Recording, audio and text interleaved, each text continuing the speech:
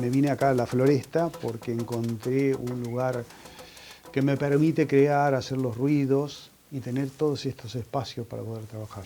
Jorge, ¿y por qué por qué elegiste la madera y trabajarla de esa forma también? Y este tipo de madera, ¿sí?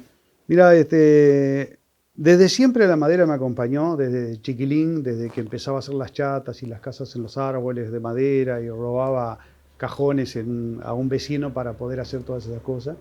Un hermano mío también, que tiene varios años más que yo, trabaja en la madera, y me quedó eso. Pero el material, la madera es algo que transmite, que da, que sentís, descubrís en la madera de repente al cortarla un olor, hay una textura, hay un algo que te va transmitiendo que te, te hace sentir, no lo podés transmitir, ¿no? Porque es algo muy íntimo, cada uno sentirá lo propio, ¿no?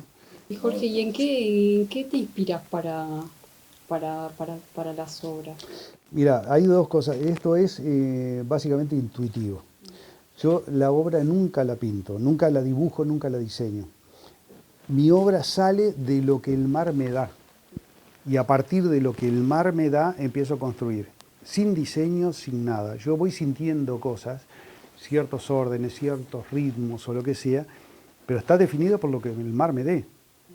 Así que tenés, por ejemplo, maderas venidas de cualquier parte del mundo, ¿no? Y sí, exactamente. Yo me he sorprendido con algunas maderas, con algún tipo de inscripción o lo que fuera, que son extrañas. Me he encontrado ébano en la costa. Madera que, ¿dónde encontraste? Pero no una pieza, sino un tronco de ébano. Así que tu material lo recoges del mar. Del mar, sí. Tu obra la definís como una obra creada por el mar de alguna Exactamente. manera. Yo elijo maderas con historia, son maderas que el hombre usó, yo les llamo industriales, son maderas que el hombre usó, desechó, fue al mar y volvió con la marca del mar, con su historia. Tiene la historia del hombre y tiene la historia del mar.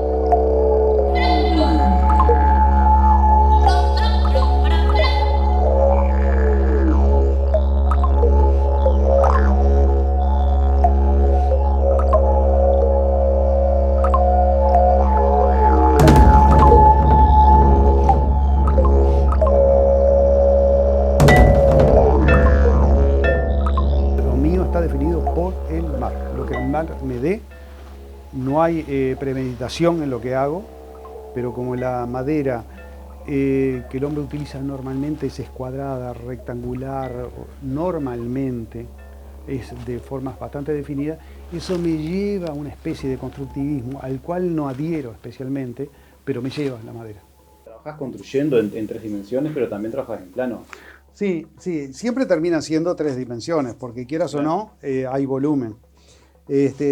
Como decía, es la madera que voy recibiendo, la voy ordenando, la voy tirando sobre el plano y voy hablando con mis ritmos, que son ritmos intransferibles, son cosas que yo siento nada más, ¿no?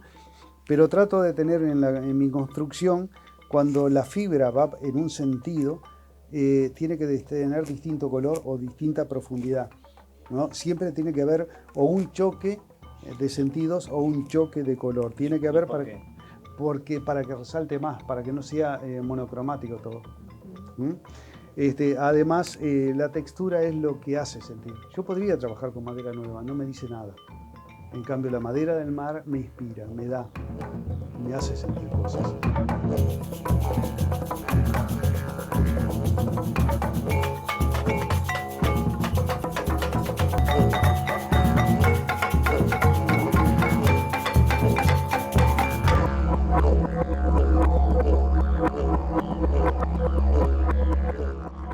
Mientras voy caminando por la playa, que normalmente voy de mañana temprano, cuando está el mar quieto y se retiró y dejó toda la resaca, yo encuentro 20 maderas. Hay dos que algo me dicen, no sé qué, no es magia ni nada, pero a mí me dicen esto está. o porque lo identifico en el uso anterior, o porque la forma me inspira, o porque sé que atrás de eso que está hablando va a haber algo interesante, pero de 20 recojo una, dos y quedo satisfecho. Es como el objeto encontrado, ¿no? A mí me pasa también con mi obra, como que encuentro en lo tuyo que la obra te hace ser, no que vos haces la obra. Ah, no, sí, sí, yo como salgo sin diseño, parto sin diseños y parto sin preconceptos y parto de lo que el mar me da, la obra se va construyendo y en un momento me dice eso, está bien, acá está. ¿Tá? Y a mí me da placer, es un momento de logro. Se ve en tu obra, por lo menos yo lo veo clarísimo, que en realidad como que usás la madera que sale del mar, ¿no? Y tiene todo ese trabajo que se ve que es del agua, pero a la vez tiene una cosa muy urbana, una mezcla entre lo urbano y eso, el objeto encontrado y trabajado por ese medio, ¿no? Por Sí. el agua. Sí, es un poquito. Si bien, por ejemplo, digo que no adhiero al constructivismo, por el otro lado, yo estudié dibujo de la construcción. Entonces, dentro de la cabeza de uno quedan ciertas cosas que las trato de olvidar, pero la obra me lleva a ese tipo de ordenamiento para capaz que fui adiestrado, quizás. En algunas obras está más definido que vos arrancás y empezás a hacer el recorrido y terminás yendo prácticamente a todos lados. ¿Entendés? Ese recorrido, si bien no lo diseño, terminás como trasladándote para todos lados. Tengo distintas etapas. Empecé en cierta forma utilizando caracolas, vidrios y todo eso, y hacía una representación que podía ser bastante naif, en el sentido de que hacía animales de mar, cangrejos, pulpos, pescados, pero hecho con residuos industriales y con redes que los entreveraban. Y era lo que yo quería decir en esas muestras, son obras que yo ya vendí, ¿no? El lugar de la vida lo está ocupando el desecho industrial. Entonces era eso el sentido de mi obra, digamos una denuncia claramente. Podía resultar naif, hecho con requechitos de vidrios, de azulejos o lo que fuera. Para cierta gente podía ser, pero era mi propósito más firme en esa etapa, era un tema ecológico, de divulgación ecológica.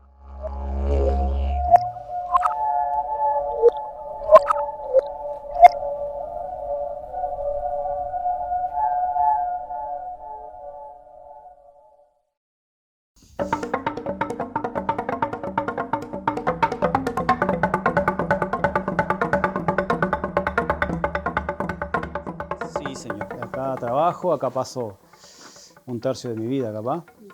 Y bueno, es como uno, es como parte de uno el taller, ¿no? Te refleja tu personalidad también. Lleno de joyas, ¿no? Sí, todo es lindo. ¿Qué estás fallando?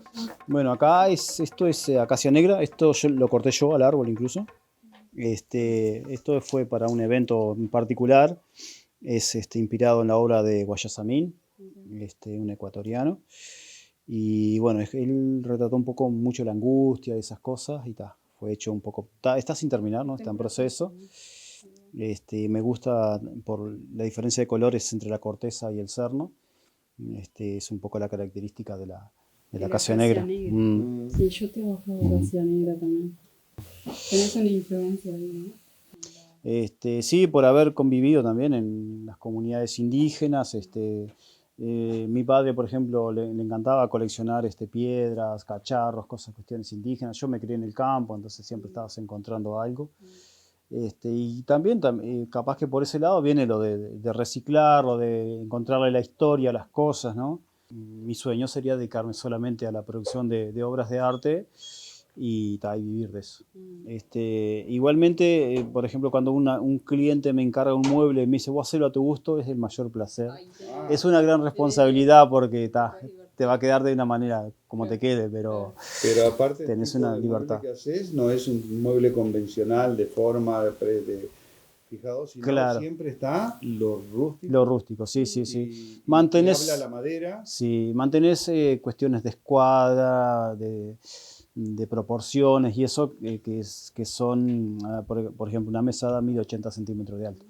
Entonces son cuestiones universales que para que se pueda ser usado lo tenés que mantener.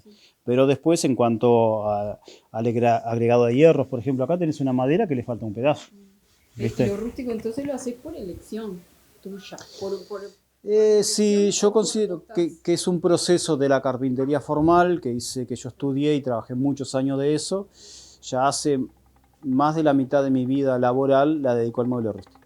Entonces hice ese proceso y ahora yo quiero terminar un proceso a sobre la producción artística, digamos.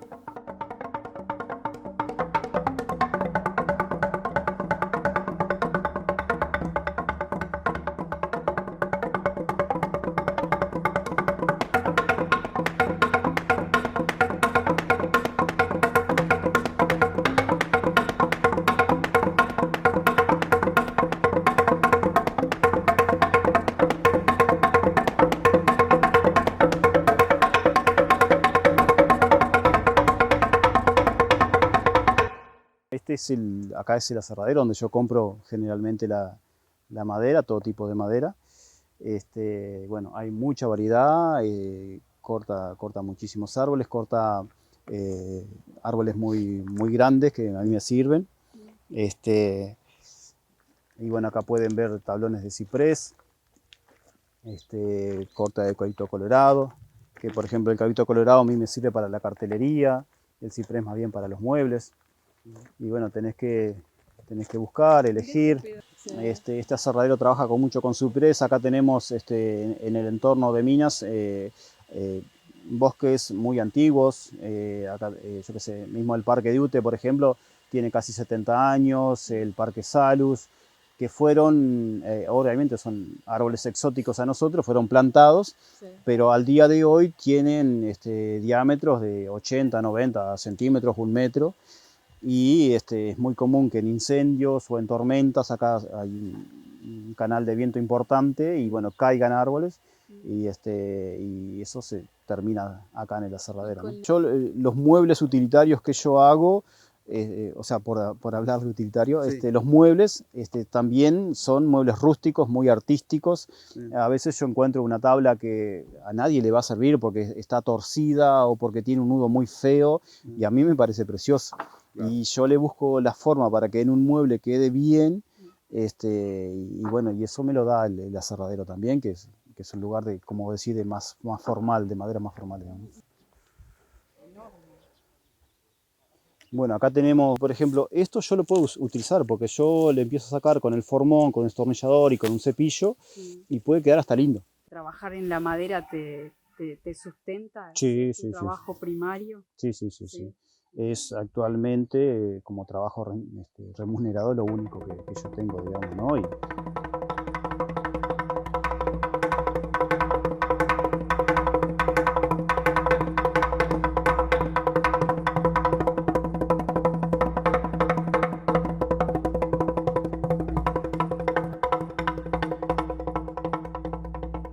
Yo viví en una comunidad guaraní en el norte argentino, se llamaba Cherenta, que Xerendá es nuestro lugar, y tenían un grupo de baile tradicional que se llamaba Ñandereco, nuestras cosas o nuestra cultura. Y creo que yo en mi trabajo quiero expresar eso también, o quiero trabajar en base a eso, a nuestras cosas. Claro. Por eso Ñandereco. Y bueno, acá tenemos algunos proyectos, algunas cosas terminadas y proyectos. Esto es de una raíz también.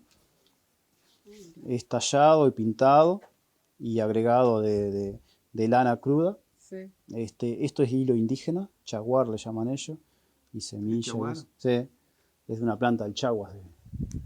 Estuviste visitando comunidades. Vos como que sentís que tenés como influencia, trajiste cosas que sí, incorporaste claro, yo no creo que tenga, porque los indígenas sudamericanos no tenían un arte muy desarrollado, a no ser más la parte incaica, capaz, algo así. Pero yo creo que lo que aplicás es un poco aquello de natural, aquello del respeto por el medio ambiente, aquello de encontrar en la misma naturaleza el arte.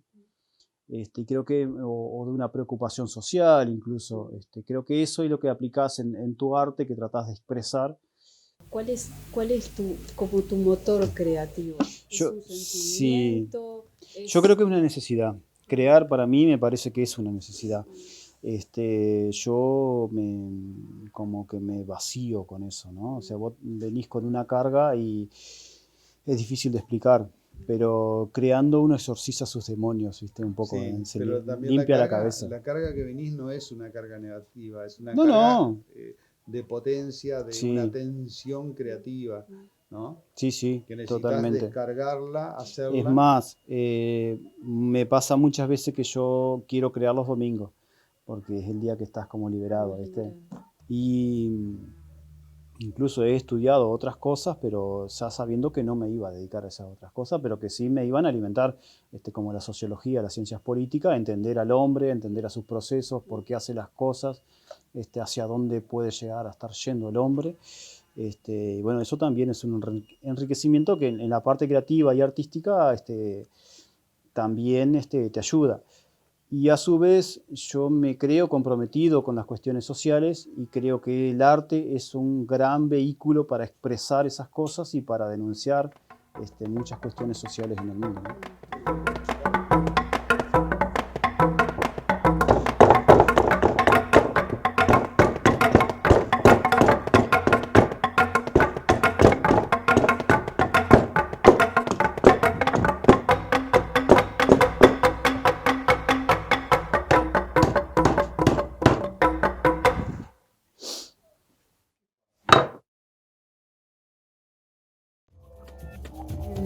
Acá es el taller Picapalo, mi lugar, mi espacio. Y nada, viene mucha gente.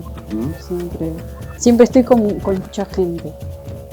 Es un espacio para eso, como que lo pensé para que la gente llegue, ¿no? Que llegue a mí. ¿Por qué elegís la madera? ¿De dónde te provees? ¿Y por qué elegís específicamente algún tipo de madera? ¿Mm? En mi caso, en lo que es mi búsqueda, que sería Manduá Monte, que es la obra en la que trabajo, que es madera de monte, es como fue una necesidad. Como me fui a la UTU a aprender talla en madera, con madera justamente sacadas de aserradero, madera importada siempre. Y nada, me faltaba algo. Cuando sentí que te falta algo. Y nada, empecé, después me mudé y cuando llego de nuevo a 33, me encontré con el monte de nuevo, que fue en realidad de niña, mi madre nos llevaba mucho al monte, entonces como que eso quedó, no te das cuenta, pero queda. Entonces empecé de nuevo a relacionarme con el monte y a encontrar estas maderas y nada, creo que las maderas me encontraron. De hecho digamos, si hay que definir un estilo, en la obra Manduá es la madera, el objeto encontrado y la mínima intervención. Yo creo que en realidad me encontró la madera a mí.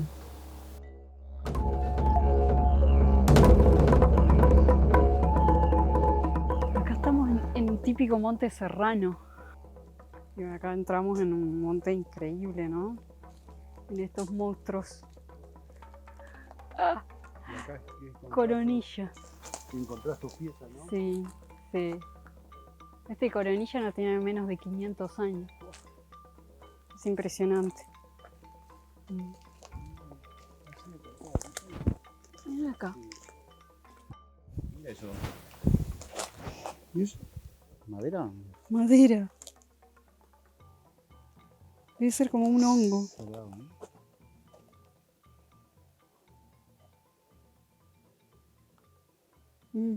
¿Qué se te ocurre en el momento?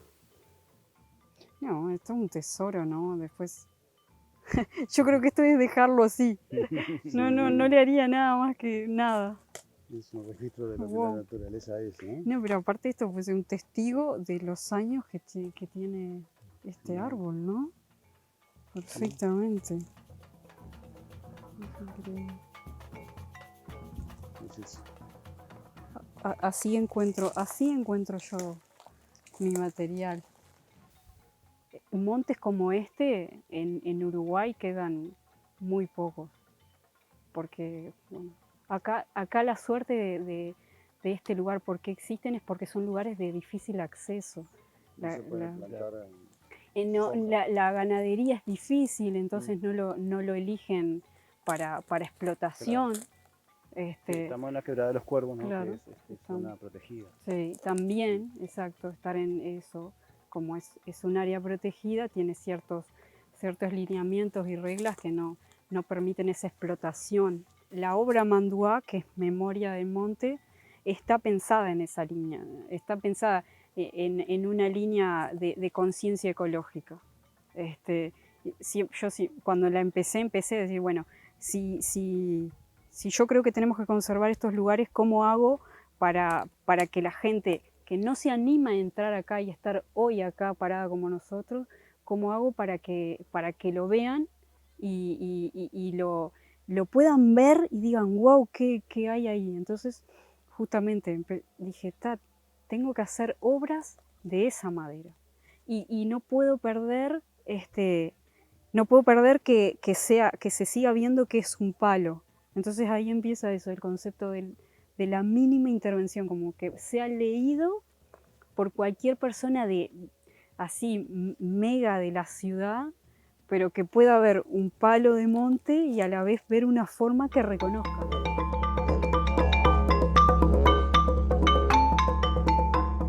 Cuando estás trabajando esas maderas empiezan a aparecer formas que vos tenés una idea, pero de repente esa idea te lleva y no trabajás más desde lo racional, te lleva a la idea. Como si fuese otro lenguaje, como un recuerdo. Siempre le digo el recuerdo como eso, si hubiese un recuerdo que quiere ser sacado. Una sensación así. Esta que es el chancho jabalí, estaba bien en el suelo, digamos, como cuando vas por el campo caminando y encontrás un cráneo esa imagen que creo que todos la hemos vivido, en el pasto así, y voy caminando y veo el cráneo y dije, no, eso es bueno, ¿no? Y estaba en el ángulo perfecto para que yo viera eso, porque capaz que si la veas de este lado, no veía eso. Pasás de largo, capaz. Capaz que hay como una especie de humor que en el que estamos metidos que no estamos enterados. ¿Viste? Como si la naturaleza tuviese un humor que te dice, te voy a mostrar una cosa, pim, a ver si la ves, te voy a mostrar otra. Y para mí así, porque todo lo que he encontrado ha sido con esa especie de humor que yo digo, qué raro que ver esto en este lugar. Por ejemplo, Cajoncito, que es una obra que se trata del enterramiento de niños. Es una obra que la encontré también en las sierras y Cajoncitos es muy característico de las sierras, porque el enterramiento de niños era porque se morían, por supuesto, y no los podían traer, no había cómo traerlos. Entonces les daban un entierro especial y en el que el cuerpo del niño no se pone en la tierra, queda elevado. Entonces lo ponían entre las piedras, elevado, o dice que también arriba de los árboles.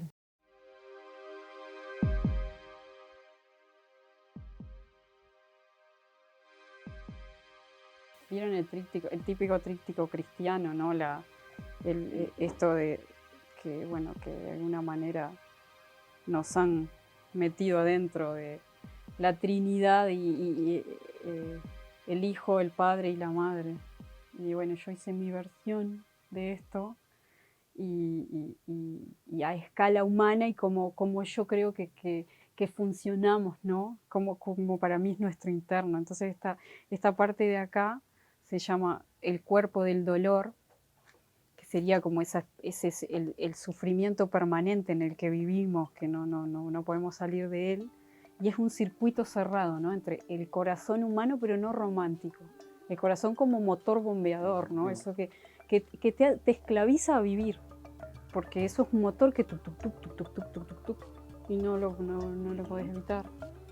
Y en algún momento esa circulación se transforma, ¿no? en algo vivo de nuevo, ¿no? Pero entonces vivo, sufro, no lo puedo evitar, vivo, sufro, un circuito cerrado.